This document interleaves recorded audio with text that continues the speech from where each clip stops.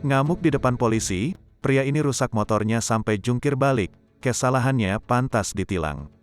Jika terbukti menyalahi aturan lalu lintas, sudah sepantasnya polisi memiliki hak untuk menilang pengendara.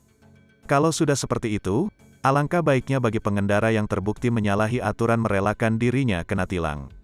Sayangnya tidak semua pengendara yang menyalahi aturan tersebut malah enggak terima kalau ditilang petugas.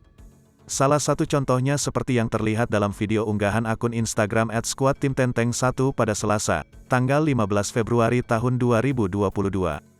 Dalam video tersebut terlihat seorang pria berjaket oranye yang emosi sampai bikin motornya jungkir balik. Ditambah dirinya juga sempat terjatuh setelah bikin motornya jungkir balik. Belum selesai sampai situ saja, pemotor ini juga melampiaskan emosinya kepada petugas yang menilangnya.